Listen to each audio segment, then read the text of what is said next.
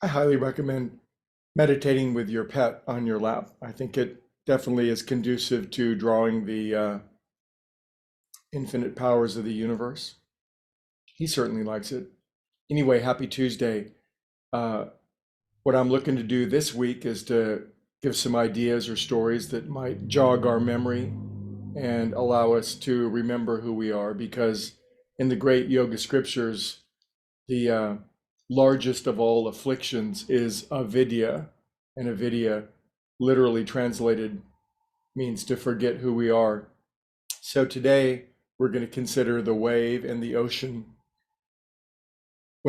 Sometimes when I'm upset, can you could you imagine that I get upset? Professional yoga teacher.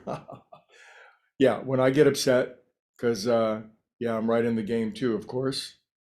When I get upset, sometimes a little phrase that goes through my head is ripples on the ocean. Whatever my disturbance is, are ripples on the ocean.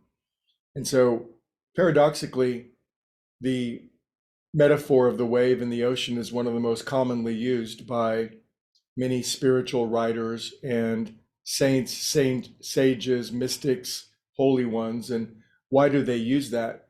Because of the paradox of the wave and the ocean being one and the same. They are not exactly the same, but they are of the same essence. And so all of us are waves emerging up from an infinite ocean. The name of my wave is Greg. The name of your wave is you.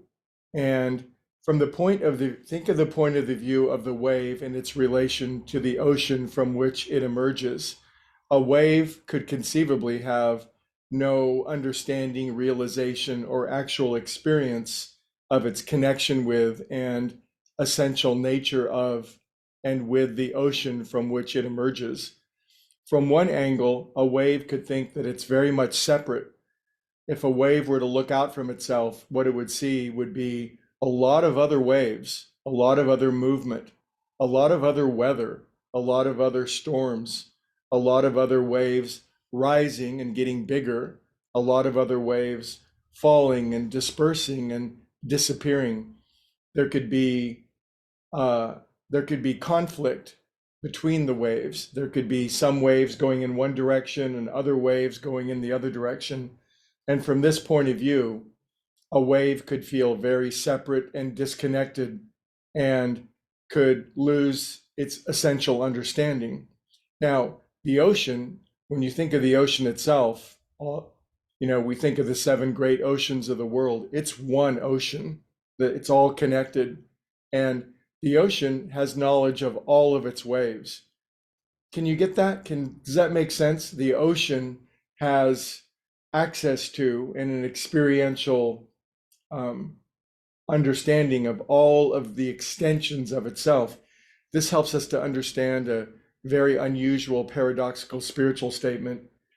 Um, God has knowledge when every sparrow falls from the sky. God has knowledge of every wave in the ocean when it rises and falls. And so we have the option as individual waves to almost exclusively refer to our individual wave nature, to have very little understanding or felt experience of the power and the essence from which we emerge. That's available. We A wave could go its whole existence and not have a knowledge that it's the ocean. However, a wave that practiced or cultivated a sense that it was part of something greater could then not only be the wave, it could be the ocean at the same time. It could have access to power, to depth, to essence, to a wholeness that otherwise would not be available. And that's something each and every one of us has going for us if we decide, if we adjust our perspective to know that in this very moment, we are both wave and ocean. You listening to this right now, of course, you're an individual wave, but you are the entire ocean. It's paradoxical and it can click in a remembering way. This is also one of the greatest ways to quell fear. when we realize we're part of something infinitely great, then there's not this struggle against the other waves or the competition against them or other people or bigger waves. And then, of course, the great existential threat that, hey, if I'm a wave, I'm going to crash on the shore and I'm going to be lost forever. The ocean never loses any of us. We are all extensions of the ocean. And this is an interesting way I thought of putting this. And I say this with all due respect, and I say it with all due respect to myself. But right now, roughly speaking, you are having the smallest possible experience of who you are.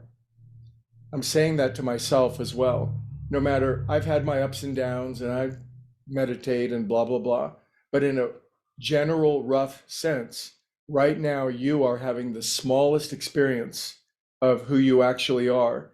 Now, when our individual wave recedes into the ocean, well, Greg might be lost or whoever, but the essence is never lost. The ocean has access to everyone that it's ever been, is, and ever will be. So if we ever think we're going to lose or be extinguished, the only thing we could ever lose is a smaller sense of self. The only thing we could ever really lose would be a delusion about who we really are. So today, enjoy being a wave and the ocean simultaneously and give yourself access to not just the superficial and the surface, but go 10,000 feet and gather the wisdom, the insight, the love, the eternal nature of the ocean that's always available if we'll but look within and go in that direction. Okay, you waves, have a beautiful day. I'll see you tomorrow.